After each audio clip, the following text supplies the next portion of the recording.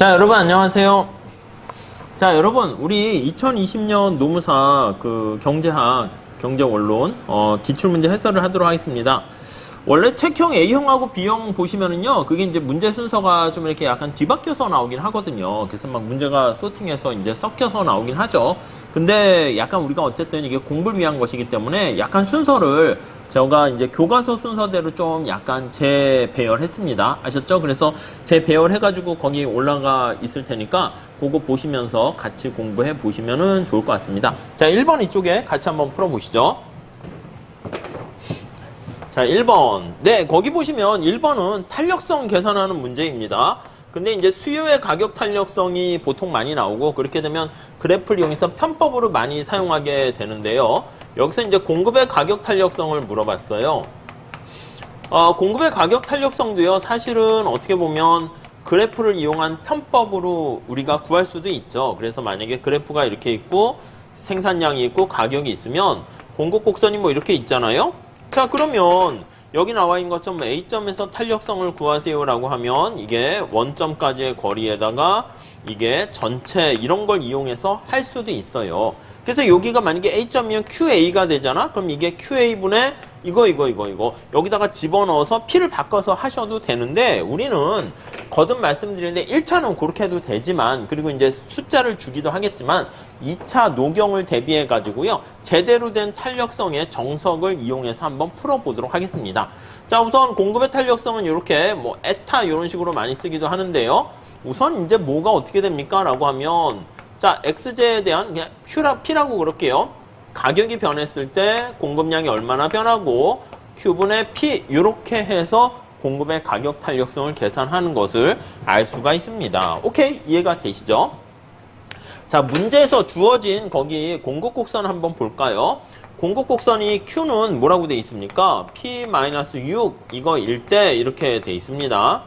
이거일 때, 물론 이거니까 이제 P로 정리하면 Q 플러스 6 해서 뭐 저렇게 되는 거지만, 우선 첫 번째 공식에 그냥 대입해 보세요. 이거 어떻게 됩니까? 이거.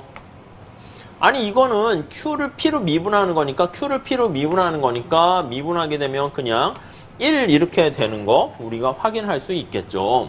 자, 그 다음에 여기 보시면 1 곱하기 요거를 계산해야 되는데, 거기 문제 보기 지문이 다 P로 돼 있는 거 이해되십니까? P로 돼 있으니까 Q를 여기다 집어넣으면 끝이야. 그러니까 제가 설명을 위해서 질질 끌어서 이렇지, 그냥 풀게 되면 앞에 1이고 이걸 여기에다가 대입하게 되면은 그냥 문제가 해결되는 거잖아요. 여기다 집어넣으면 어떻게 돼? P-6, P, 끝? 네, 그쵸? 네, 끝입니다. 다음 2번 볼게요. 2번. 답은 그냥 5번 이렇게 됩니다. 자, 2번은요, 양의 효용을 주는 XJ랑 YJ가 있는데 소비자의 최적 선택에 대한 내용이다. 옳은 것은 이렇게 있어요.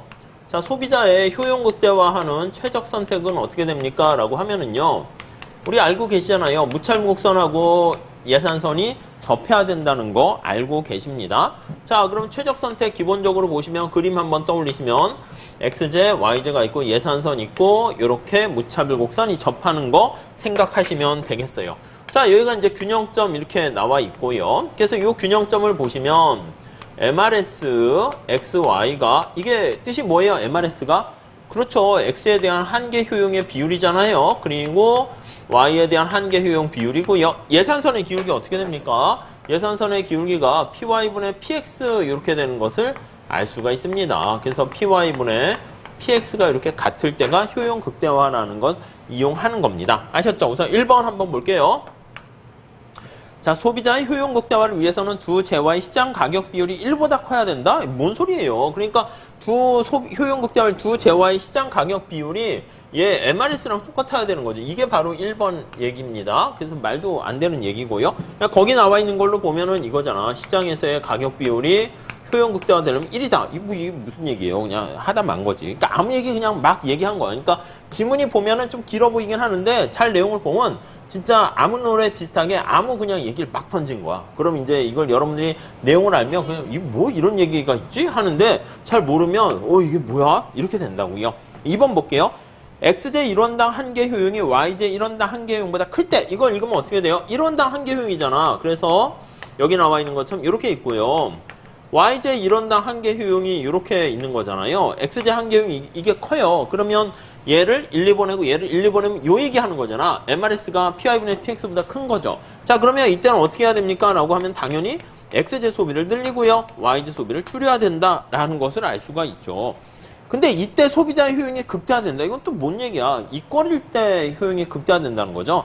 예, 그래서 괜히 설명하고 있는 듯한 느낌도 들어요. 너무 쉬운 얘기인데. 다음 가격 소비 곡선입니다. PPC 이렇게 돼요. 예, 가격이 변했을 때 효용 극대화되는 조건인데 다른 조건이 일정하고 한 상품의 가격만 변할 때 소비자의 최저점이 변하는 것을 보여준다. 맞죠? 이게 가격이 변하는 거야. 가격이 변하면 그래프로 나타내게 되면 XY가 있는데 X의 가격만 하락한다고 합시다. 그러면 이렇게 하락을 하는 겁니다. 그때 효용 극대화되는 무차별 곡선이 접하는 점들이 뭐 어디 이렇게 있을 겁니다.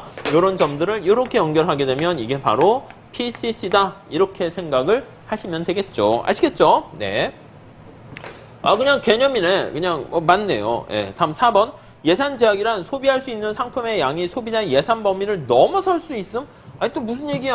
그렇죠. 답답하죠. 예산 제약이라고 그랬잖아요. 근데 뭘 넘어서요? 넘어설 수 없음을 나타낸다라고 얘기해야죠. 예, 그냥 좀 막내신 것 같습니다. 다음에 5번. 예산선의 기울기는 한제와의 한계 효용? 또 뭐야. 그쵸. 이게 해설을 쓰기도 힘들어요. 그쵸. 예산선은 거기 보시면 한제와의 한계 효용. 예, 그것도 아니고 PY분의 PX가 여기 예산선의 기울기죠. 그러니까 답은 쉽게 3번 알 수가 있습니다. 다음 3번 문제를 한번 보도록 할게요. 자, 소비자 선택에 관한 설명으로 옳지 않은 것은 이렇게 나와 있습니다. 이게 이제 대체 효과랑 소득 효과 굉장히 중요한 거죠. 자, 여러분 우리가 봤을 때 어떤 재화가 거기 보시면 가격이 상승하는 걸로 해놨습니다. 가격이 상승하는 걸로 한번 해볼까요? 상승했을 때 자, 그러면 우리가 이제 대체 효과는 어떻게 됩니까? 대체 효과는 비싸진 거 소비량을 팍 줄이는 거야. X의 소비량을 팍 줄이고 Y의 소비량을 팍 늘리는 겁니다. 이해가 되시죠? XJ만 초점을 맞추도록 할게요. 그래서 이게 대체 효과고요. 자, 소득 효과를 봐야 됩니다. 소득 효과는 가만히 봤을 때 이게 XJ가 실질 소득이 증가한다고 스몰 m이라고 할게요. 그래서 실질 소득이 증가합니다. 실질 소득이 증가 이렇게 돼요. 자, 실질 소득이 증가하게 되면은 그랬을 때 자, 이 재화가 X재가 만약에 정상재냐 열등재냐 그거에 따라서 달라지죠. X재가 정상재면 어떻게 됩니까? 소득이 증가하니까 X의 소비량이 증가합니다. 오케이, 맞죠? 자, 근데 이게 만약에 열등재라고 합시다. 열등재.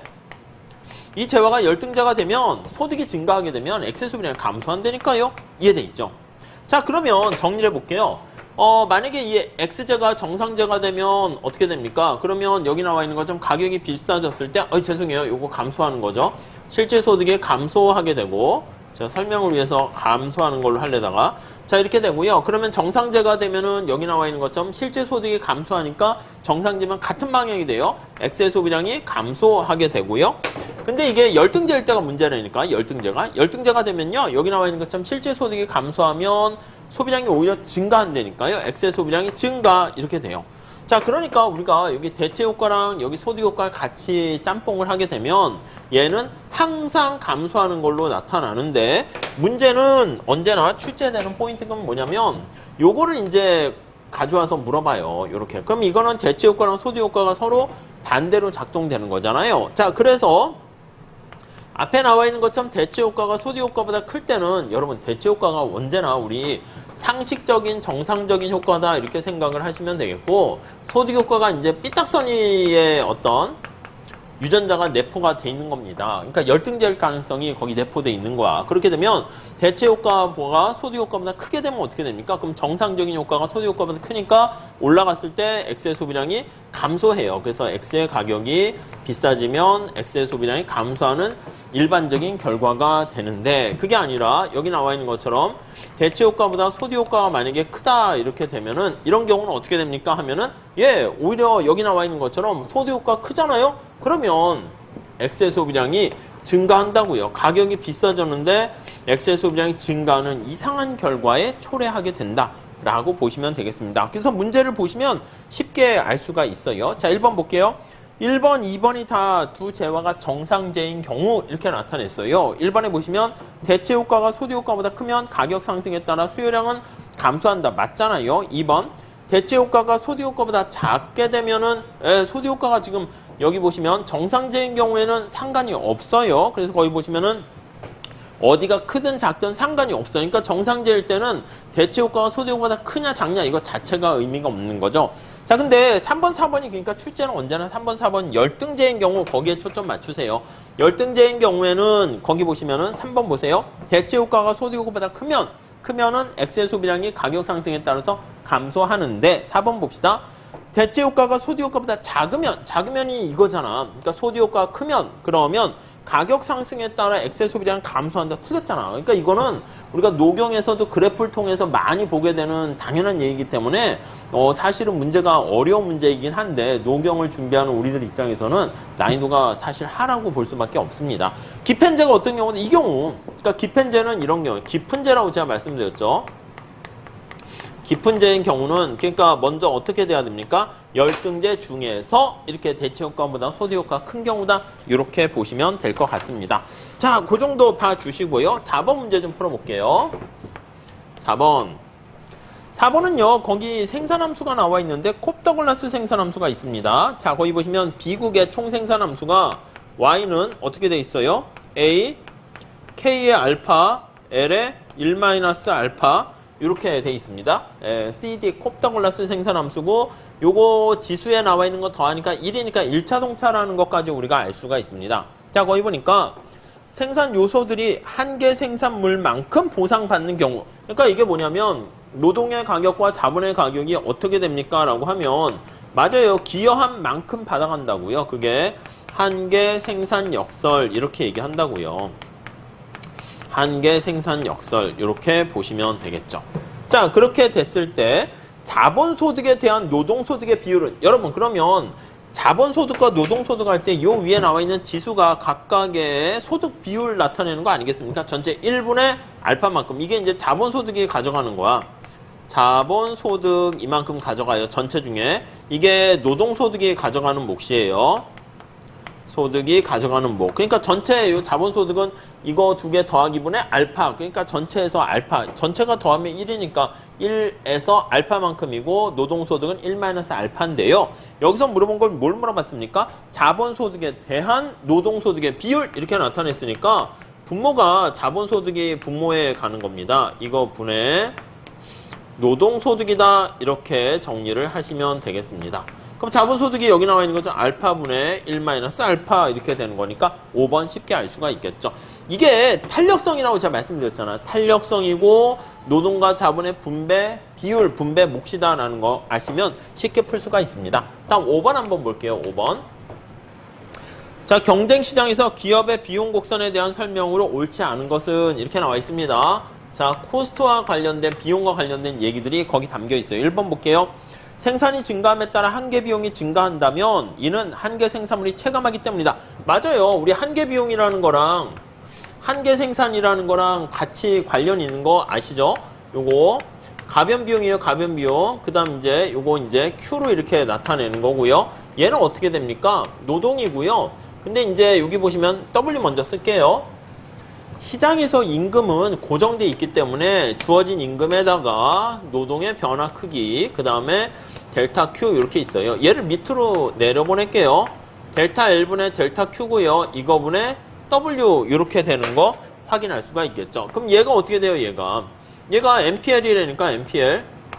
노동의 한계 생산. 그리고 이거는 한계 비용이고요. 그래서 이거 두 개가 어떻게 됩니까? 맞아요. 역수관계가 있다는 거 알 수가 있습니다. 1번. 그래서 거기 보시면 한계 비용 이렇게 체증한다라고 하면은 얘가 한계 생산이 체감하기 때문이다. 거울에 비친 모습이라고 생각하시면 되겠죠. 다음 2번 볼게요.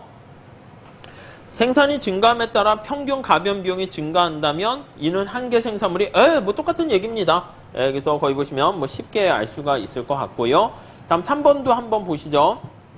한계 비용이 평균 비용보다 클 때는 여러분 한계 비용이 평균 비용보다 클 때는 이렇게 돼 있는 거잖아요. 그렇게 되면 평균 총 비용이 뭐냐면 그냥 ATC라고 하는 건데 그냥 AC라고 씁시다. 이렇게 되면 평균과 한계와의 관계에서 어떻게 됩니까? 평균 비용이 어떻게 돼요? 평균 비용이. 그렇죠. 내가 물의 온도가 전체 40도씨인데 지금 추가적으로 붓는 물이 더 뜨거운 물을 붓게 되면 얘는 올라간다라는 거, 더 뜨거워지는 거 알 수가 있겠죠. 그 정도 보시고요. 다음 4번. 한계 비용 곡선은 평균 총 비용 곡선의 최저점을 통과한다. 이 그래프 알고 계셔야죠. 그래서 이게 AVC 곡선이고요. 요게 AC 곡선이 ATC, AC 이렇게 돼 있고 한계 비용 각각의 최저점을 이렇게 관통해서 지나간다라는 거 생각하시면 되겠습니다. 예, 그거 얘기하는 거고요. 다음 5번 볼까요?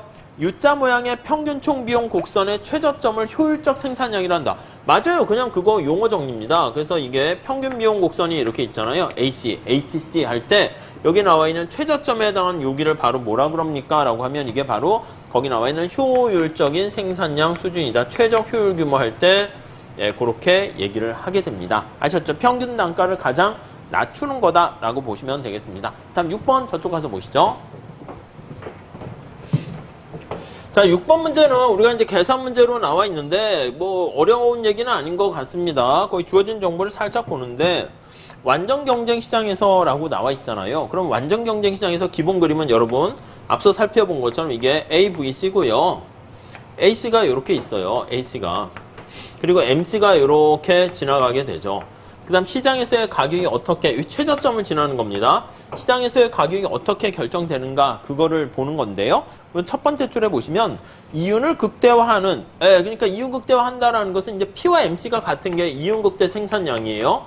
완전 경쟁 시장에서 이윤 극대화의 조건은 MR 이꼴 MC인데 MR이 P랑 같잖아요. 그래서 P와 MC가 똑같다. 이렇게 생각을 하시면 된다고요.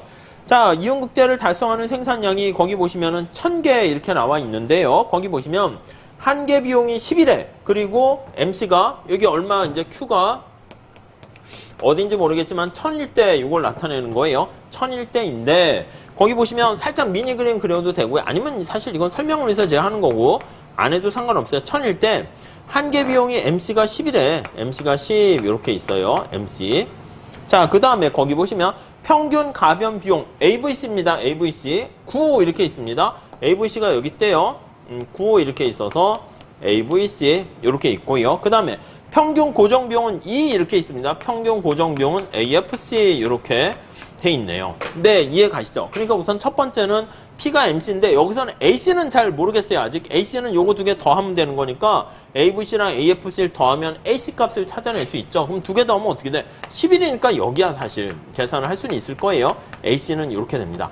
자, 그러면 이게 P가 MC랑 같을 때가 최적이니까 이렇게 되는데 10인데 AC가 더 위에 있어야 되니까 이 P가 어떻게 결정됩니까? 라고 하면 여기에 있는 것처럼 이렇게 결정돼야 돼요. P가 여기 나와 있는 것처럼 10 이렇게 되면 요거 P와 MC가 만난 요 점에서 최적 생산량이 결정되고요. 여기서 이렇게 올려다 보니까 요게 어떻게 돼요? AVC가 지금 9 이렇게 돼 있는 것이고요. 9. 그 다음 여기 AC는 어떻게 됩니까? 여기 AC는 여기가 11 이렇게 되는 거예요. 11이고 여기는 10 이렇게 되는 겁니다. 네, 이해하시겠죠? 네, 그 정도만 보시면 되겠습니다. 자, 근데 거기 있는 이제 총 수입 같은 거 이제 구하세요 이렇게 얘기를 했어요. 근데 이제 그래프 보이셔도 좋고 아니면 그냥 바로바로 보셔도 돼요. 이게 P가 MC랑 같을 때가 이제 10이니까 이게 최적 생산량이잖아요. 그러면 총 수입은 어떻게 됩니까? 하면 P 곱하기 Q 이렇게 된다고요. 그러면 P는 얼마예요? 10이잖아. Q는 얼마예요? 이윤극대 산출량이 1000이라고 그랬잖아요. 1000 이렇게 곱하면 되는 거죠. 이해 가시죠? 다음에 2번. 총비용은 어떻게 됩니까? 총비용은 여기 AC를 이렇게 구했잖아요. 그러면 이걸 그대로 가져오면 되죠. TC는 어떻게 됩니까? 라고 하면 AC 곱하기 Q 이게 TC죠. 왜냐면 AC는 TC 나누기 Q 이렇게 되잖아요. AC가 11이니까 곱하기 1000 이렇게 계산하시면 되는 거고요. 아시겠죠?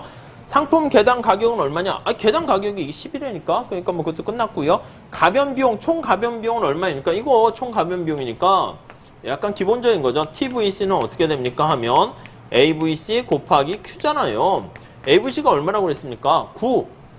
이게 우리 문제 풀 때는 사실 저 그림 안 그려도 돼요. 제가 지금 설명을 해서 늘려서 하려고 하는 거지. 답만 찾으려고 하면은 디리릭 그냥 하면 되는 거죠. 그리고 5번에 보시면 단계 조업을 중단해야 된다. 아니요, 우리 늘상 얘기하는 게 이 조업 중단점은 어떻게 하냐면 여기요. AVC보다 이 최저점보다 밑에 있을 때 이때가 셧다운 포인트고요. 여기가 AVC의 최저점이 조업 중단점이고요. 이게 사실 좀 이해를 해야 되는데 제가 그냥 이해하지 말고 암기하세요 그렇게 했잖아요. 그래서 우리 객관식에서는 그냥 암기하는 게 편해요. A씨의 최저점이 이제 손익분기점이다. 이렇게 보시면 돼요.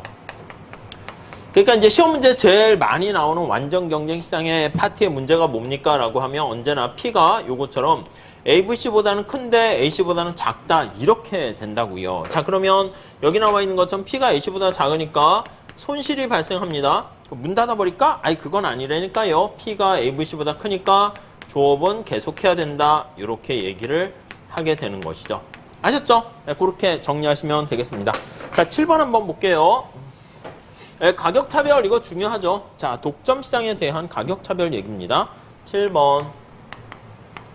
가격차별이 가능하려면 이게 똑같은 물건인데 다른 가격을 책정하는 거니까 독점력을 갖고 있어야 된다라고 생각하시면 돼요. 1번 가격차별을 하는 경우에 생산량은 순수 독점인 경우보다 생산량이 더 작아진다? 아니 뭔 소리예요. 가격차별은요. 소비자한테 가격차별적인 가격을 통해 가지고 소비자 잉여를 독점 기업이 더 많이 뺏어가요. 그래서 독점 기업은 예, 생산량을 더 증가시킵니다. 그래서 1급, 2급 이런 것처럼 증가시키는 대신에 당연히 독점적인 이윤이 커져요. 이윤이 증가해요. 뭐 이해하시겠죠? 그 대신 이제 소비자 잉여 자체가 이제 확 뺏기거나 많이 독점에게 가게 됩니다. 그래서 가격 차별의 그나마 긍정적인 요인은 뭡니까? 라고 하면 독점일 때보다는 생산량이 더 많아진다라는 거. 그래서 사회적 후생 손실이 극단적인 경우가 어떻게 돼요? 1급 가격 차별의 가장 극단적인 경우인데 이러한 1급 가격 차별 같은 극단적인 경우 자, 이거는 어떻게 된다고 그랬습니까? 완전 경쟁 시장하고 산출량이 똑같아집니다. 그래서 완경과 생산량이 동일해져요. 생산량이 동일해진다. 이렇게 보시면 될 것 같습니다. 아시겠죠? 그래서 굉장히 효율적이다라고 보시면 되겠습니다. 자, 2번 볼게요. 가격 차별을 하는 독점 기업은 가격 탄력성이 더 작은 시장에서 가격을 그쵸. 이게 2번에 이게 뭐 1번이고요. 2번과 관련된 게 3급 가격 차별 역탄력성 법칙이죠. 그래서 탄력성이 작을수록 더 높은 가격을 부과하고 탄력성이 낮을수록 더 높은 가격을 부과, 탄력성이 높을수록 낮은 가격을 부과하는 겁니다. 그래서 이게 뭐 3급 가격 차별 이렇게 보시면 되겠고, 다음 3번. 가격 차별은 소득 재분배 효과를 가져올 수 있다. 그렇죠. 그래서 기업에게로 소비자 잉여가 넘어갈 수 있어요. 그 다음에 4번. 소비자의 재판매가 가능하면, 그렇죠. 가격 차별은 싸게 사가지고 비싸게 재판매하는 아비트리지라는 차익거래가 가능하면 안 됩니다. 다음 5번 보시면 완전 가격 차별은, 그렇죠. 사회적 후생은 완전 경쟁 시장하고 똑같은 그런 결과를 초래할 수 있으니까 순수 독점의 경우보다는 사회적 후생은 커진다. 그림 잘 보셔도 되겠죠. 그래서 5번 보시면 자, 여기 수요 곡선이 우하향한다라고 하면 MR 곡선이 이렇게 있고요. 그 다음에 MC 곡선과 이게 AC가 여기 있다고 할게요. 그러면 우리가 독점일 때는 이렇게 되잖아요. 점점점 해가지고 여기 영역을 보면 이렇게 사회적 후생 손실이 생기는 거죠. 이게 우리가 데드웨일 로스 이렇게 되는데 완전 경쟁 시장일 때는 생산량이 증가하면서 사회적 후생 손실이 제거되는 특징을 갖게 됩니다. 오케이, 그 정도 보시면 될 것 같고요. 요거와 관련해서 안 그래도 계산 문제가 나와 있습니다. 자, 우리 8번 한번 볼까요? 이건 계산 문제예요. 8번. 자, 독점 기업의 수요 곡선이 있고요. 총 비용 곡선이 다음과 같다. 독점의 이윤 극대화 했을 때 사중 손실을 구하시오. 이겁니다. 거기 보시면 수요 곡선이 어떻게 돼요? 거기 보시면 마이너스 Q 플러스 20이고요. 그 다음 거기 보시면 TC가 2Q 플러스 10이죠. 맞나? 이렇게 있어요. 그럼 MC를 찾으셔야죠. MC가 2예요. 2. 그럼 다시 한번 정리합시다. 그러면 여기가 수요 곡선 이걸로 보시면 20 먼저 쓸게요. 마이너스 Q 이렇게 있고요. MR은 어떻게 돼? 절편은 똑같고 기울기 2배 갚아르면 되는 거잖아요. 그래서 MR은 20 마이너스 2Q 이렇게 되는 거 알 수가 있고요. MC는 어떻게 됩니까? MC가 2야. MC가 2야. 이렇게. MC는 2 이렇게 있습니다. 자, 그러면 MR과 MC가 같아지는 점에서 생산량을 찾아내시면 되겠죠. 완전 경쟁 시장이 여기라니까 완전 경쟁 시장. 독점인 경우에는 여기가 이제 가격과 수량이 결정되는 거죠. 완전 경쟁 시장에서 먼저 생산량 한번 해볼까요? 요거 두 개 갖게 놓게 되면 어떻게 됩니까? 이게 18 되는 거잖아. 18 이렇게요. 독점일 땐 사실 계산 안 해도요. 이게 완전 경쟁이 2분의 1이라는 거 우리 암기하셔도 됩니다. 그러니까 9 이렇게 돼요. 9를 여기 수요 곡선에 집어넣으면 여기가 11 이렇게 되는 거잖아요. 11 이렇게 되고 여긴 2잖아. 자, 사회적 후생 손실이 어떤 거라고요? 이게 바로 사회적 후생 손실이라니까 이 삼각형 면적을 구하세요 이거예요. 그래서 데드웨이 로스는 삼각형이니까 2분의 1 곱하기 그렇죠. 자, 이 높이가 얼마야? 높이가 11에서 2를 빼면 9 이렇게 되죠. 곱하기 요거 길이 얼마예요? 9 이렇게 되는 거죠. 아이고 안 떨어지네. 그래가지고 2분의 9, 9, 81 해가지고 답은 4번 이렇게 보시면 되겠습니다. 아셨죠? 네, 그렇게 정리하시고요. 자, 그 다음 9번. 이건 이제 노경에서 엄청나게 많이 하는 거래가지고, 이제 공부를 하신 분들은 너무 쉽고 아니신 분들은 힘들 수 있는데, 노경 때 많이 할 겁니다. 자, 소득 여가 선택 모형에서 효용 극대화하는 개인의 어떤 노동 공급 의사결정에 대한 설명이다. 옳지 않은 것은 이렇게 나와 있습니다. 자, 우선 거기 보시면 임금이 상승시로 할게요. 거기 1번은 상승, 3번, 4번이 상승, 막 이렇게 있잖아요. 그리고 2번은 하락, 또 3번도 하락 이렇게 나와 있는데, 임금이 상승할 때 우리 어떻게 생각하냐면, 직관적으로 봤을 때, 대체 효과가 상식에 통하는 효과라고 제가 말씀드렸죠. 상식이에요. 아, 여러분들 돈을 임금률이 올라가면 일을 더 해야 돼요? 아니면 놀아야 돼요? 아, 당연히 일을 더 해야죠. 끝! 이거. 근데 여기 보시면 소득 효과가 어떻게 됩니까? 라고 하면 삐딱선이 효과가 생긴다니까? 임금률이 올라가면 그림을 이건 많이 그리게 될 거예요. 예산선 영역이 이렇게 변해요. 실질 소득이 증가합니다. 그럼 여가가 정상제라고 가정하면 여가가 증가하면 노동 공급은 감소해요. 그러니까 얘가 삐딱선이 효과가 이렇게 있다니까. 삐딱 이렇게요. 자, 그러니까 대체 효과랑 소득 효과가 어느 게 더 크냐에 따라서 결과가 달라지고 대체 효과가 크면 노동 공급은 우상향하는 형태가 되고요. 그래서 대체 효과가 소득 효과보다 크면 그럼 노동 공급 곡선이 이렇게 우상향하게 되는 형태가 되고 대체 효과보다 소득 효과가 크게 되면 이때는 노동 공급 곡선이 후방으로 굴절하는 상태가 된다. 이런 것들이죠. 1번 한번 보시면 소득과 여가가 정상제인 경우에 임금률 상승 시 대체 효과가 자 뭐라고 그럽니까? 정상적인 상식 효과가 삐딱선 효과보다 크면 노동 공급은 증가한다. 아, 당연하죠. 그쵸. 그냥 이렇게도 할 거 아니고 그냥 상식이 통하는 효과 보시면 되겠고 2번 볼게요. 여가와 소득이 정상인데 임금률 하락 시 임금률이 하락했어요. 직관적으로 볼게요. 하락했습니다. 자, 거기 보니까 소득 효과가 대체 효과보다 크면 이랬잖아. 여러분 대체 효과가 어떻게 된다고? 상식이 통하는 효과입니다. 일 안 해. 이렇게. 그쵸. 소득 효과가 어떻게 된다고요? 맞아요. 삐딱선이 효과라니까. 돈을 안 줬더니 일을 더 안 돼. 이상한 사람 아닙니까? 돈 안 줄게 했더니 예! 하고 더 열심히 해. 아무튼 정신 나간 사람 같이 되는 겁니다. 근데 거기 보면은 소득 효과, 삐딱선이 효과가 대체 효과보다 크면 어느 게 크다고 했습니까? 얘가 크면 결과가 어떻게 됩니까? 임금 하락할 때 노동 공급 증가한다 하는데 감소한다 했으니까 틀렸죠. 그냥 2번이 틀렸습니다. 3, 4, 5번도 이거 같은 얘기니까 제가 입이 아파서 그것까지 설명드리지 않을게요. 이거 그대로 보시면 되겠습니다. 자, 이쪽으로 오시죠. 자, 우리 10번 문제 한번 풀어보도록 하겠습니다. 10번 문제 한번 풀어보시죠. 10번은 뭐 간단한 문제입니다. 이것도 우리 노동시장의 수요 독점인데 이건 워낙 많이 합니다. 그래서 노동시장의 수요 독점 이렇게 나와 있어요. 자, 그럼 이제 그래프가 이게 떠올라야죠. 첫 번째 노동이 있고 임금이 있으면 여기가 이제 노동의 공급 곡선이 있고 얘가 MFC 곡선이 있어야 돼요. 뭐 정확하게 안 그리고 이렇게 위에 있다는 것만 보시면 될 것 같습니다. 기울기가 2배 가파른 거예요. 자, 그러니까 거기 보시면 노동에 대한 공급 곡선이 W는 OL 이렇게 있잖아요. W는 OL. 이게 2차 시험에도 이렇게 나왔던 것 같은데. 자, 그러면 이게 MFC는 어떻게 됩니까? 하면 MFC는요. 기울기가 2배 가파르니까 10L 이렇게 된다고요. 아셨죠? 자, 그리고 여기에 나와 있는 노동의 수요 곡선 이걸 구해야 되는데 이게 MRP예요. MRP. 이게 완전 경쟁 시장이면 VMPL 이렇게 되는 것이고 이건 이제 구하셔야 되는데 이게 P 곱하기 MPL이다 이렇게 보시면 됩니다. 네, 이해하시겠죠? 자, P가 거기 주어져 있어요. 얼마로 주어져 있습니까? 하면은 두 번째 줄에 생산물의 가격이 200 이렇게 주어져 있고요. 200 이렇게 주어져 있고요.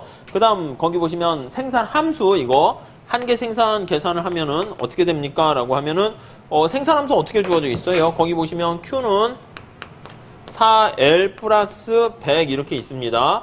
이게 이제 생산함수야. 그러면 이걸 생산함수를 노동으로 미분하게 되면 이게 4 이렇게 되는 거 알 수가 있겠죠. 그럼 얘가 800 이렇게 되는 것을 알 수가 있을 거예요. 그럼 이제 최적 노동 고용량은 어떻게 됩니까? 하면 이 800과 여기 나와 있는 10L 갖게 놓고 쭉 푸시면 될 것 같습니다. 자, 그러면 얼마야? L은 80 아닙니까? 80. 요렇게요. 자, 이렇게 됐어요. 거의 뭘 구하라고 그랬습니까? 자, 노동의 한계 요소 비용과 80을 여기다 대입하는 거야.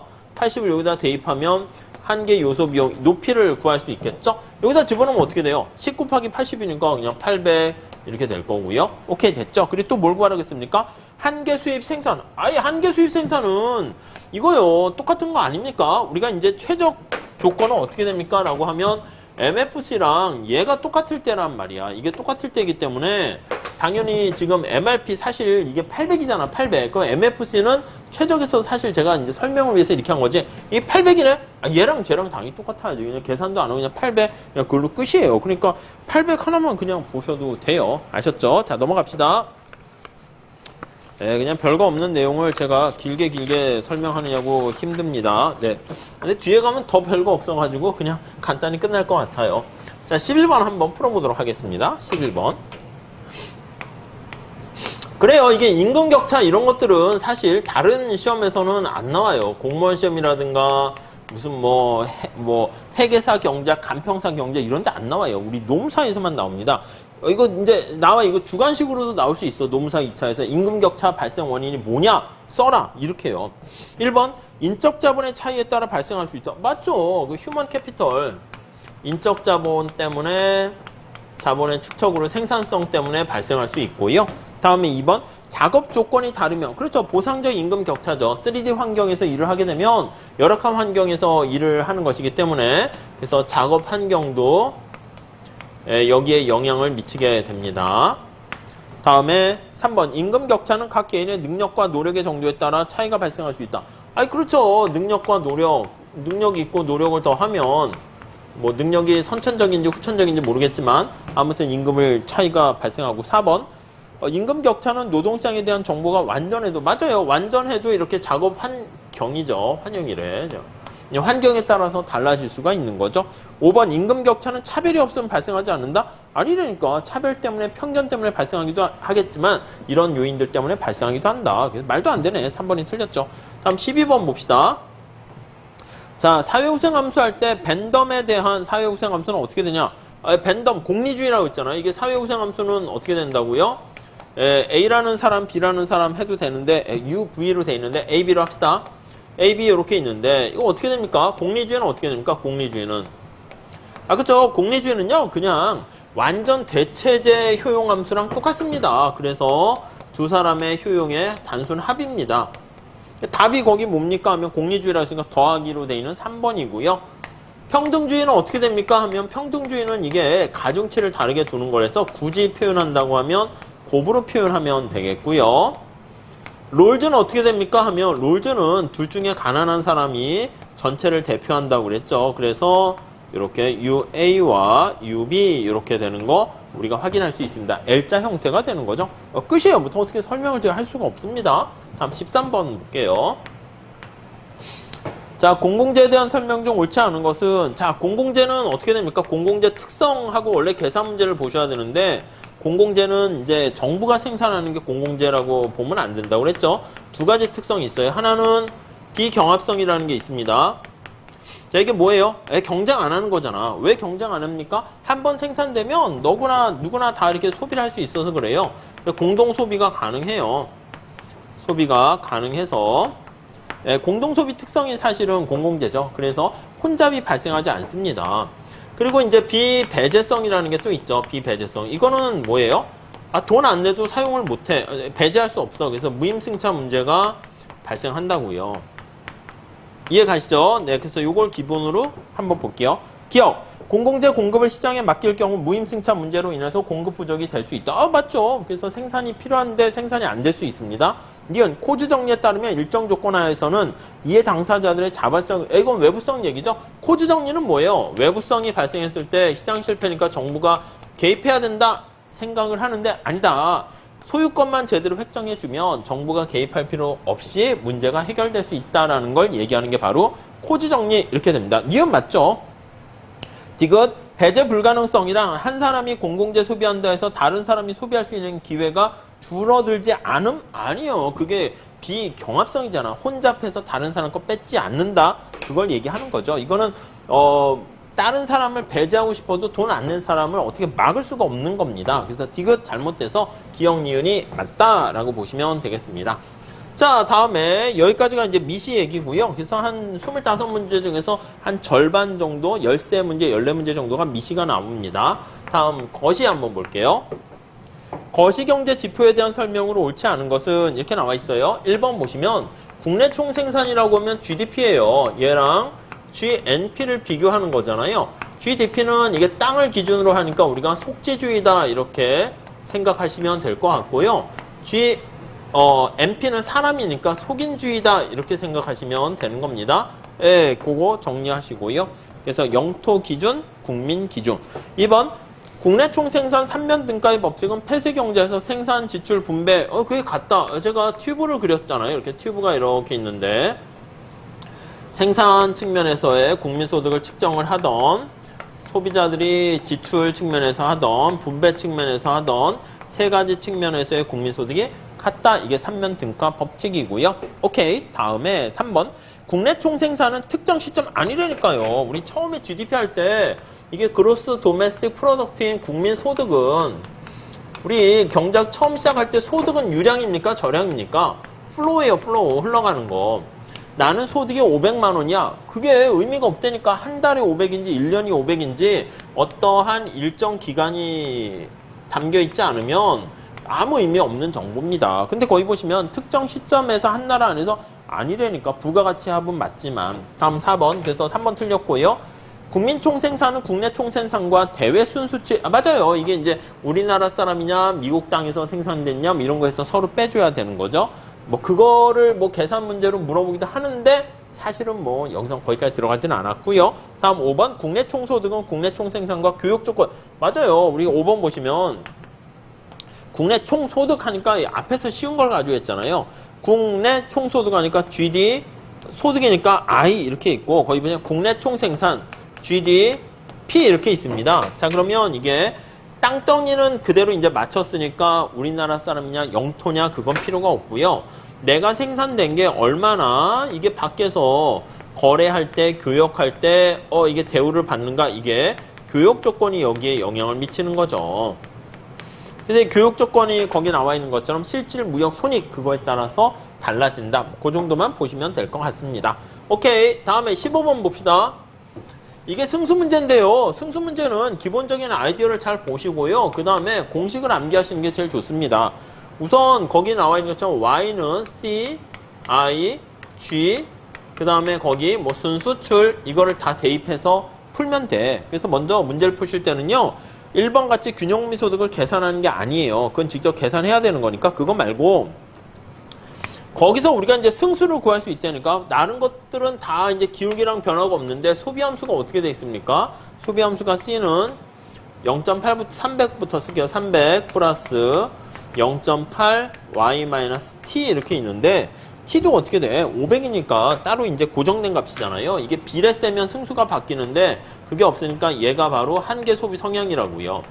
이게 기본적인 승수는 어떻게 됩니까? 라고 하면 기본적인 승수는 얘가 1-MPC분의 1 이렇게 되는 걸 알 수가 있어요. 그러니까 한계 소비 성향이 0.8이니까 우리 0.8 가지고 했잖아요. 그러면 1-0.8분의 1 하면 승수는 5 이렇게 돼요. 그래서 거기 나와 있는 것처럼 2번에 나와 있는 정부 지출 이런 것들이 나와 있고요. 그 다음에 거기 보시면 투자 관련된 승수 다 이렇게 5다라고 생각을 하시면 돼요. 자, 그래서 이게 정부 지출이 증가했을 때 국민소득의 승수랑 투자가 한 단위 증가했을 때 승수랑 여기선 순수출도 마찬가지입니다. 순수출도 승수랑 전부 다 얘는 5 이렇게 되는 것을 알 수가 있고요. 여러분 거기 보시면 3번에 어떻게 돼? 조세징수액이 10이면 조세승수는 어떻게 됩니까? 이거 암기해달라고 그랬죠. 그래서 국민소득은 우선 첫 번째는 마이너스고요. 1-MPC분의 MPC 이렇게 보시면 돼요. 그러면 마이너스 이거 1-0.8분의 0.8 이렇게 돼 있으니까 마이너스 4 이렇게 되는 거 알 수가 있습니다. 자, 우리 승수에서 가장 여러분들이 이해하셔야 되고 암기는 되게 심플한데 왜 그렇지? 그걸 이해하셔야 되는 게 거기 4번 나와 있어요. 정부 지출 승수와 그 조세를 같이 증가시키는 게 바로 균형 재정 승수라고 얘기한다고요. 그러니까 우리가 생각할 때 이쪽에 보시면 여기 정부가 여기 들어와 가지고요. 정부가 들어와서 튜브에다가 거기 보시면 조세 승수를 이렇게 세금을 100만큼 빼냈어. 그리고 정부 지출을 다시 100만큼 집어넣었어. 그러면 우리가 언뜻 생각하기에는 야, 튜브에 100만큼 빼내고 100만큼 넣어주면은 튜브에 흘러가는 물의 양이 그대로일 것 같잖아요. 근데 그게 아니라니까. 그래서 균형재정 승수라는 것은 균형재정을 유지하는 거야. 정부 지출이 조세 수입만큼 이렇게 정부 지출을 쓰는 겁니다. 근데 승수값이 여기 보시면 어떻게 돼? 정부 지출 승수는 여기 나와 있는 것처럼 1-MPC분의 1이고요. 조세 승수는 어떻게 됩니까? 1-MPC분의 마이너스 MPC잖아요. 그러니까 이걸 동시에 같이 하게 되면 정부 지출을 증가시키고 국민소득과 동시에 세금 조세를 증가시키고 국민소득 얘가 어떻게 됩니까? 라고 하면요. 얘는 어떻게 됩니까? 하면 1-MPC분의 1 이렇게 되고요. 얘는 어떻게 됩니까? 이게 조세 승수요. 이게 조세 승수니까 이거 하면 1-MPC분의 마이너스 MPC 이렇게 된다고. 그럼 이걸 계산을 하면요. 당연히 그냥 1 이렇게 돼요. 그러니까 조세 승수는 1이라고요. 물론 이게 비례세인 경우는 달라지는데 우리 시험 문제는 그렇게 좀 복잡하게도 나오진 않아요. 아직까지는. 그러니까 이 정도만 보셔도 돼. 그러니까 거기 보시면은요. 다음 중 거기 보시면 맞는 것은 있는데 정부 지출과 조세 징수액을 각각 100씩 증가시키면 승수는 균형민 소득은 정확하게 100만큼 한 배만큼 효과가 나타난다. 이렇게 보시면 된다고요. 아셨죠? 그리고 5번 정부 지출 승수는 투자 승수보다 크다. 아니 두 개 똑같다니까요. 아셨죠? 이렇게 보시면 되겠습니다. 자, 이쪽으로 오시죠. 자, 그래서 이 실전 시험 문제에서도 우리가 제가 여러분들 그냥 계산 연습해가지고 막 이렇게 하는 것도 시키기 위해서 하는 것도 있지만 객관식에서 그냥 공식에 집어넣어가지고 그냥 암기하세요 하는 거 그냥 암기하시는 게 편합니다. 자, 16번 한번 볼게요. 소비이론 봅시다. 소비이론. 자, 이거 소비이론도 기본적인 케인즈 소비 함수가 있고요. 그 다음에 이제 항상소득가설, 뭐 생애주기가설 뭐 이런 거 있었잖아요. 우선 절대소득가설 먼저 볼게요. 3번 먼저 보시면 자, 케인즈의 절대소득가설에 따르면 현재 가처분 소득의 절대적 크기가 소비의 가장 중요한 결정 요인이다. 맞죠? 그래서 이제 얘가 소비가 뭐에 영향받습니까 하면 내가 지금 벌고 있는 현재 소득이야. T기의 소득이 중요하다. 이렇게 얘기하는 게 케인즈의 소비 함수입니다. 출발 자체가 얘가 되는 거죠. 자, 그리고 거기 보시면 4번에 처분 가능 소득의 한계 소비 성향과 한계 저축 성향의 합은 1이다. 이것도 그냥 당연한 얘기죠. 그래서 소득의 한 단위 변화했을 때 소비가 추가적으로 얼마나 증가하는가가 한계 소비 성향이고요. 그리고 거기 나와 있는 한계 저축 성향을 더하면 1. 왜냐면 우리가 Y는 C 더하기 S 이렇게 돼 있기 때문에 그런 거고요. 다음 5번 볼게요. 절대소득가설이 항상소득가설보다 한시적 소득세 감면의 소비 진작 효과가 더 크다. 맞아요. 만약에 임시소득으로 이렇게 줄여주잖아요. 임시소득이 조세를 임시적으로 감소해서 임시소득이 이건 T기라고 해서 이게 T로 쓰기도 하니까 T를 뺄게요. 그냥 저는 살짝 T기 한 거나 이거는 트랜지토리 하는 임시소득 그걸 뜻하는 거예요. 임시소득이 만약에 증가하게 되면은 케인즈인 경우에는 가처분 소득이 증가하니까 바로 소비 증가로 영향을 미치는데 1번에 나와 있는 게 그거죠. 항상소득가설이다라고 하면 프리드만의 항상소득가설은 이게 내가 승진을 했거나 뭔가 정상적으로 예측 가능한 소득이 증가하면 소비로 연결되는데 이 항상소득의 증가가 아닌 임시소득이 증가했다라고 하면 이건 소비의 증가로 연결이 되지 않는다고요. 증가는 그냥 말 그대로 그냥 소비에 영향이 없어요. 소비에 영향이 없다. 요게 이제 제일 중요한 것 중에 하나죠. 그래서 1번에 나와 있는 것처럼 일시소득, 임시소득에 증가하는 것은 거기 보시면 한계 소비 성향에 영향을 못 미쳐요. 소비가 증가하지 않는다고요. 그러니까 거기 나와 있는 것처럼 일시소득의 한계 소비 성향은 항상소득의 한계 소비 성향보다 작다 이렇게 해야 되는데 크다 했으니까 틀린 거죠. 그 정도 정리하시면 되겠습니다. 그리고 이제 생애주기 가설 2번에 나와 있는 거나 라이프 사이클 가설이나 항상소득 가설은 다 미래전망적 소비 함수 이론이다. 이렇게 얘기했죠. 네, 그 정도 보시고요. 다음 17번 한번 보시죠. 자, 중앙은행의 통화 공급에 대한 설명으로 옳은 것은 이렇게 나와 있는데 1번에 예금 창조 기능은 누구가 하는 거냐면 승수 효과를 이용한 일반 시중은행이 하는 거죠. 예금 창조 이거는 시중은행이 지급준비율을 조정해가지고 이제 시중은행이 지급준비율을 조정해서 새롭게 돈을 창출하는 거야. 그러니까 100% 지급준비금으로 가지고 있으면 새로운 돈이 파생되지 않는데 지급준비율을 낮게 되면 또 다른 사람한테 돈을 빌려줘서 파생 효과가 발생한다는 것이고요. 중앙은행이라고 했으니까 틀렸고요. 2번 본원통화는 현금과 은행의 예금? 아니요. 본원통화는 현금과 지급준비금 이렇게 보셔야 되는 거죠. 표에서 공식으로 우리가 나타냈어요. 캐시에다가 지급준비금. 현금과 예금은 이제 통화량이잖아. 그래서 현금과 예금은 통화량 이렇게 되는 거니까 그거 잘 보시고. 다음 3번 중앙은행이 민간의 국채를 매각하면 우리 통화량이 언제 증가합니까? 그거 보셔야 돼요. 언제 증가하죠? 화폐 공급은? 그쵸. 본드를 매입해야 돼요? 매각해야 됩니다. 본드를 매입하게 되면 통화량이 증가해요. 근데 거기서는 매각했으니까 통화량이 감소한다 해야죠. 그리고 지준율과 재할인율은 어떻게 해야 됩니까? 재할인율을 인하 이렇게 해야 돼요. 지준율 인하 그리고 재할인율도 인하 이렇게 해야지 그때 통화량이 증가한다 이렇게 되는 거 알 수가 있고요. 다음 4번 맞죠? 거기 보시면 중앙은행이 재할인율을 인하한다라고 하면 이거 어떻게 돼? 돈을 푸는 거니까 경기 과열을 억제하는 게 아니라 경기를 부양시키겠다는 증거가 되는 겁니다. 그래서 재할인율 인하 요거 뭐 어려운 문제 아닌 것 같습니다. 5번 법정 지급 준비율은 승수에 영향을 미친다. 맞죠? 중앙은행이 이제 법정 지급 준비를 어떻게 해가지고 시중은행의 지급 준비율에 영향을 미치는 겁니다. 그게 바로 승수에 영향을 미치는 것이죠. 다음 18번 문제 좀 풀어보도록 하겠습니다. 자, 18번 한번 보시면, 네, 요게, 자, 효율적 시장 가설이라고 말씀드렸습니다. 효율적 시장 가설은, 자, 우리가 주식시장 같은 거 얘기하는 거야. 너무 효율적이기 때문에 우리가 완전 경쟁 시장 같은 경우에는 어떻게 됩니까? 특히 장기에는 진입과 퇴출도 자유롭고 완전 정보가 있기 때문에 뭔가 거기서 초과 수익을 얻을 여지가 없다. 이게 바로 효율적 시장 가설랑 똑같은 거야. 그러니까 여기서는 바로요 뭔가 남과 달리 초과 이윤이라든가 초과 수익을 얻을 수가 없다 이 뜻입니다. 그래서 기억해 보시면 주식시장은 주식 가격은 매 시점마다 관련 정보를 반영한다. 맞아요. 이게 특히 주가에 반영됩니다. 주가라고 하면 어떻게 돼요? 주식시장의 정보가 즉각 반영됩니다. 근데 그게 니은에 나와 있는 것처럼 주식 가격은 랜덤워크로 랜덤이 뭐야? 임의에 그러니까 술 취한 사람이라 해서 취중 보행이라고 해요. 술 취한 사람이 어디로 갈지 모르는 거잖아요. 그래서 주가는 이게 예측할 수가 없다라는 것을 우리가 얘기하는 거예요. 예측 불가 이렇게요. 물론 이제 우리가 이제 알고 있는 지식 내에서 예측을 못하는 걸 수는 있겠지만 현재까지는 예측 못해 이렇게 보는 겁니다. 그래서 디귿에 보시면 미래 주가의 변화에 대해서 체계적 예측이 가능하다? 그럼 떼돈벌게요. 못하러 공부를 합니까? 주식시장에 그냥 예측 가능하면 그거에 돈 놓고 돈 투자하는 게 훨씬 낫죠. 그리고 리얼 보시면 주식시장에 예측이 가능해도 가격 조정 예측 못한다니까요. 그래서 디귿 리얼이 틀렸고요. 그냥 기억 니은이 맞는 거다라고 보시면 돼요.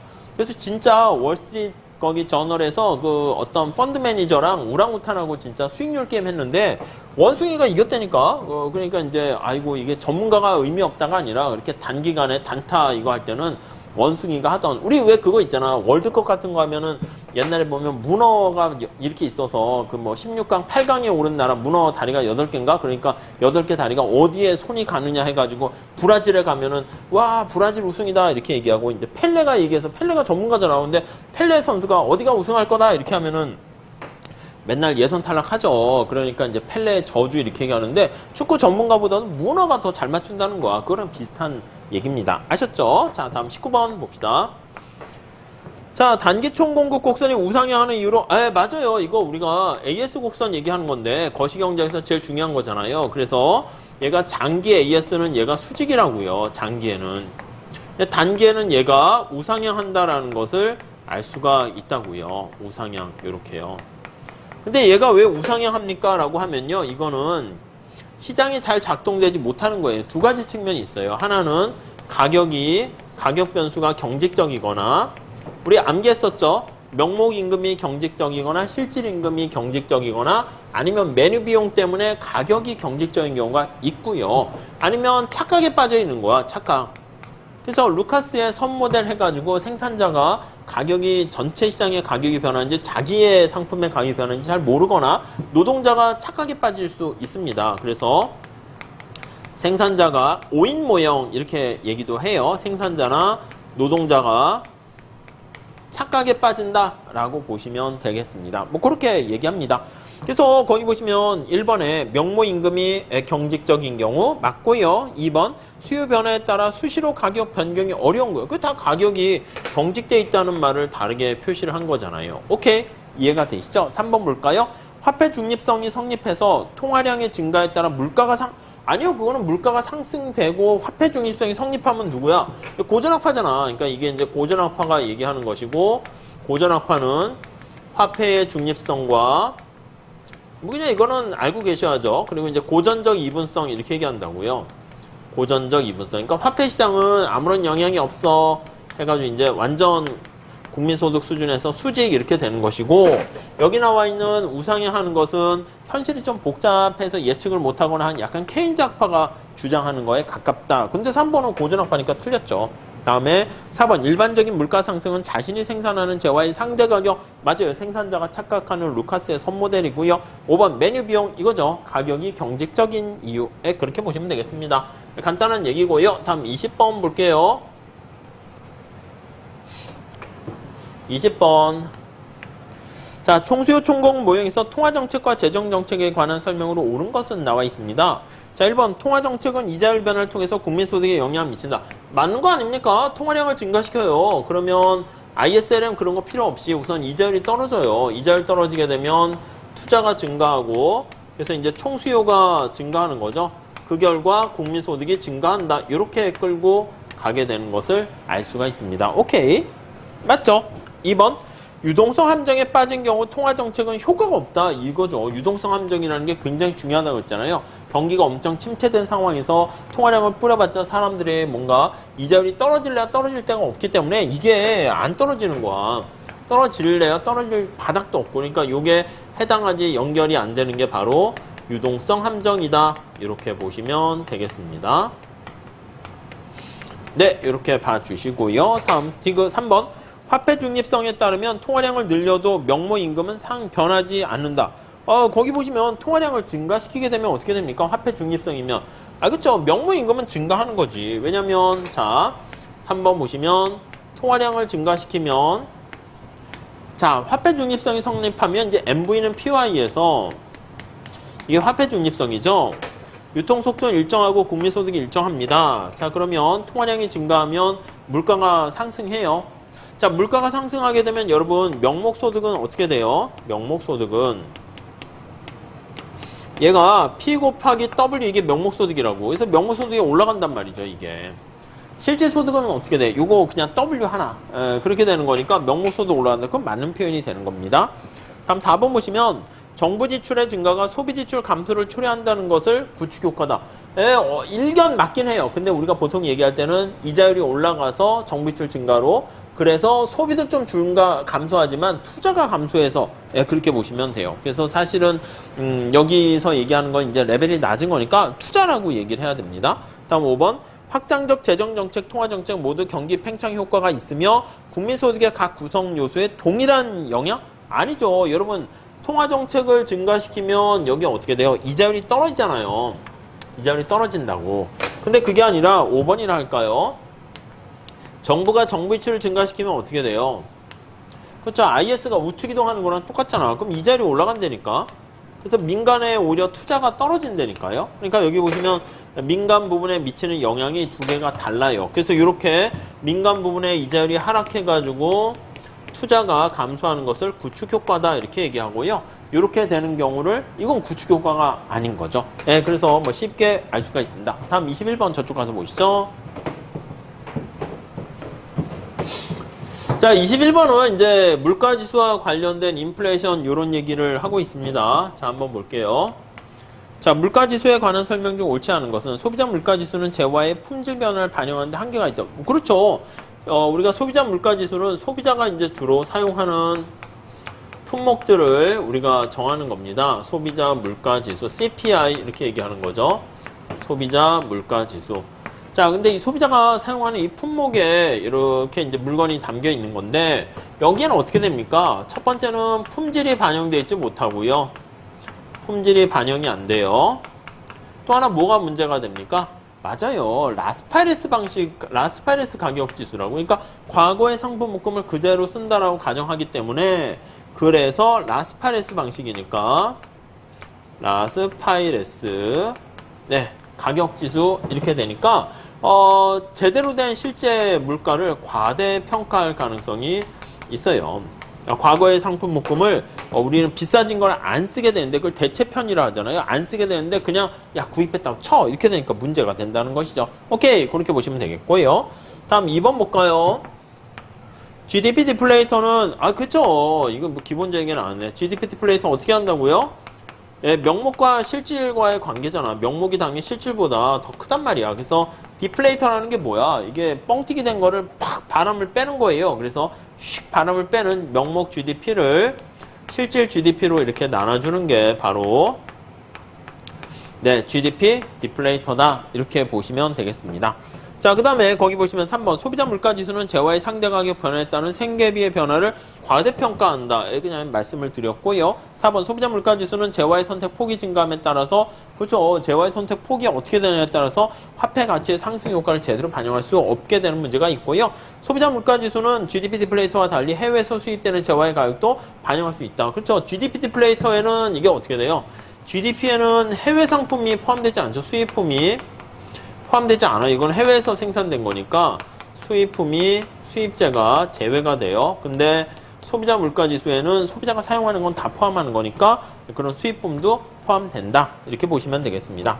자, 그 다음에 인플레이션 얘기 한번 해볼게요. 인플레이션은 시험 문제 뭐가 많이 나오냐라고 하면 물가지수 구하는 것도 많이 나오고요. 그 다음에 이제 인플레이션과 관련된 영향 이거를 보셔야죠. 자, 물가 상승과 관련된 거 할 때 영향을 우리가 첫 번째 뭐라고 했습니까?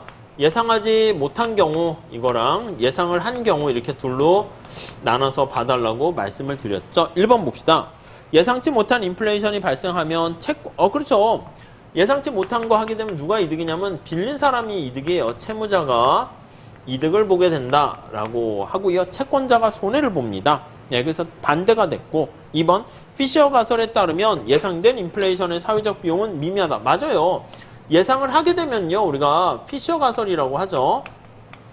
피셔 방정식 이렇게 얘기하는데 명목 이자율은요. 실질 이자율에다가 기대 인플레이션율 이게 이제 반영이 되는 거야. 이 식이 반영되면 당연히 거기에 대비를 하게 되니까 그 충격이 작아진다. 맞네요. 다음 3번.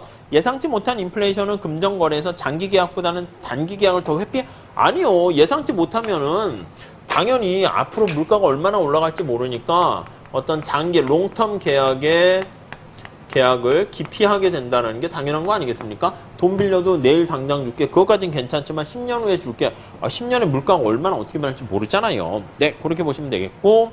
다음 4번. 경기가 호황 속에 물가가 상승하는 게 스태그플레이션 아니죠. 스태그플레이션은 어떻게 됩니까? 4번 보시면 경기 침체죠. 스태그네이션과 인플레이션이 이제 합쳐진 거잖아요. 그래서 스태그플레이션 이렇게 되는 거예요. 여기서 경기 침체와 인플레이션이 같이 나와서 정부가 총수요 관리 정책을 하게 되면 이러지도 저러지도 못하는 딜레마에 빠진다. 이렇게 보시면 되겠고 5번. 이게 인플레이션 조세 우리 지난번에 봤던 시니어리지랑 비슷해요. 정부가 화폐 공급량을 늘리는 거지. 늘려가지고 재정 수입을 충당하는 것을 인플레이션 텍스 이렇게 얘기합니다. 자, 뭐 그냥 개념 정도니까 다음 23번 실업 나타냅니다. 자, 실업과 관련해서는요. 언제나 자발적 실업, 마찰적 실업과 뭐 비자발적 실업 나눠서 보셔야 되는데 1번 보세요. 실업보험은 마찰적 실업을 감소시켜. 여러분 실업보험은 어떻게 돼? 실업 상태에 있는 사람들을 정부가 보호해 주는 거예요. 실업보험을 제공하면. 자, 그럼 어떻게 됩니까? 하면 거기 나와 있는 것처럼 마찰적 실업이 증가한다니까. 마찰적 프릭션이라는 건 이제 내가 직장을 탐색하는 과정에서 발생하는 탐색적 실업이에요. 내가 근데 정부가 보조해 주는 게 없으면 내가 빨리빨리 아무 직장이나 어떻게 보면 찾아 나설 수가 있을 수 있어. 빨리 나도 먹고 살아야 되니까. 근데 정부가 야, 직장 좋은데 찾아 나설 때까지 정부가 보조해 줄게. 그러면 나한테 딱 맞는 직장을 찾아 나서는 가운데서 발생하는 이게 자발적 실업이 증가하게 되는 거죠. 그래서 자발적 실업이 마찰적 실업입니다. 증가한다. 이렇게 보셔야 됩니다. 근데 그렇게 자발적 실업만 나타나는 게 이게 뭐죠? 자연 실업률이에요. 그러니까 자연 실업률을 자연스러운 실업률이 올라간다 이렇게 얘기를 하는 거죠. 근데 거기는 어떻게 돼? 자연 실업률이 하락한다? 틀렸죠. 다음 2번. 경기 변동 때문에 발생하는 실업을 경기적 실업이라 하고요. 3번 효율임금 가설, 내부자, 외부자, 인싸, 아싸, 모형, 그리고 최저 임금제도 이런 것들, 구조적 실업 이런 거 다 우리 봤던 거니까 이건 너무 기본적인 겁니다. 네, 넘어갈게요. 자, 다음 24번 한번 보도록 하겠습니다. 24번. 이거 실업률 계산하는 거네요. 자, 어떻게 보면 되죠? 24번. 자, 총 인구수가 200명이래요. 대한민국 전체 총 인구수가 200명인데 15세 미만을 빼야 되는 거 아닙니까? 15세 이상 인구가 100명, 15세 미만이 100명. 15세 미만이 되게 많네. 이거 뭐 저출산이 아니라 고출산이네. 그러니까 15세 미만 빼고요. 15세 이상 인구 중에서 비경활 인구가 20명이야. 그래서 비경활 인구 넌 이렇게 씁시다. n이라 합시다. 얼마라고요? 20명 이렇게 있고, 그 다음 이제 취업한 사람, 취업자 수 이렇게 있고요. employer, 그 다음에 실업자 수, unemployer 이렇게 있습니다. unemployer 이렇게요. 자, unemployer는 어떻게 돼요? unemployment 해가지고 실업자는 40명 이렇게 있네요. 40명. 그러면 이게 위에도 100이 돼야 되잖아. 전체가 200이니까 얘도 40명 이렇게 됩니다. 자, 그러면 우선 뭐 구하라 했습니까? 경활 참가율, 이거 어떻게 돼? 경활 참가율은 경제활동 참가율이니까 15세 이상 인구 중에서 경제활동에 참가하는 사람 수죠. n 플러스 2 플러스 u분의 2 플러스 u. 이게 경제활동 참가율이네. 그럼 전체가 100분의, 네, 여기 보시면 80명 이렇게 되는 거네요. 그래서 80% 이렇게 보시면 되겠고요. 다음에 또 뭐 물어봤어요? 고용률 물어봤네. 고용률은요, 우리가 주의해야 될 게 분모가 경활 참가율 똑같습니다. n 플러스. 그러니까 이게 노경에서도 나올 수 있는데 사실 나온 말 한 번도 없어요. 그래서 막 여러분들이 막 긴장하고 공부해서 저도 문제를 내긴 하는데 1차용이에요, 1차용. 그래서 이렇게 이렇게 보시면 되겠죠. 그러니까 100분의 뭐 저기 나와 있는 40 이렇게 보시면 되겠고, 그 다음에 실업률은 분모가 여기 비경활 인구는 빠집니다. 그래서 일할 의사가 있어야 되니까 2 플러스 u분의 실업자 수 이렇게 되는 거예요. 2 플러스 6이 80이잖아. 80분의 40. 그래서 뭐 50% 이렇게 보시면 되겠죠. 다음 25번 한번 봅시다. 마지막 문제네요. 자, 국제무역의 효과로 오른 것은, 여러분, 국가 간의 무역을 하면 사회적 후생이 증가하는 거 맞죠? 2번, 보다 다양한 소비 기회를 제공한다. 그렇죠. 우리가 바나나라든가 외국의 물건, 우리나라에 생산되지 않는 것도 거래를 통해서 소비를 할 수 있으니까 소비자가 좋아집니다. 규모의 경제를 누릴 수 있는 기회가 발생한다. 그렇죠. 우리나라 현대자동차가 국내 시장만 놓고 보면은 시장이 작을 수 있어. 근데 해외 시장에 발을 담게 되면은 엄청나게 많은 대량 생산으로 이득을 얻을 수 있고요. 다음 4번 보세요. 수입으로 인한 동일 제품 국내 생산자 후생 증가? 아니, 외국의 농산물을 막 들어오면 우리나라 똑같은 쌀을 생산하는 농민들의 후생이 증가합니까? 소비자의 후생은 증가하겠지만 수입을 하게 되면 국내 생산자는 슬퍼져요. 경쟁자가 더 생기는 거니까 생산자는 슬퍼. 이렇게. 그러니까 이게 뭐 무슨 이론도 아니고 그냥 뭐 당연한 얘기를 하고 있습니다. 다음 5번. 경쟁 촉진으로 국내 독과점 시장의 시장 실패 교정 가능. 맞죠? 현대자동차가 국내 시장에서 이제 독과점적인 상황이 돼서 국내 고객들을 호갱 취급한다. 이거 막 국내 고객들이 화를 낼 게 아니라 진입장벽을 낮춰버리는 거야. 없애버리는 거야. 그렇게 되면 당연히 경쟁자가 생기는 거니까 현대 기아도 더 국내 고객들을 잘해줄 수 있겠죠. 자, 이렇게 해가지고요, 우리 기출문제를 풀어봤고요. 앞에서 본 거와 마찬가지로 경제학에 대한 기초 얘기라든가 그리고 계산 문제도 기본적인 내용만 나와 있고요. 단지 문제를 그냥 시간만 있으면 거의 100% 다 쉽게 맞출 수 있을 겁니다. 단지 이제 시간 안에 좀 짧게 풀어야 되는 거라서 부담될 수 있는데 그냥 뭐 연습하시게 되면 25문제를 한 20분 안에 푸는 거는 별 어려움은 없는 것 같습니다. 자, 이렇게 해서 만약에 이제 다음에 공부를 하시게 되면 준비를 잘 해주시고요. 좀 복습 잘 해주셨으면 좋겠습니다. 여기서 마칠게요. 감사합니다.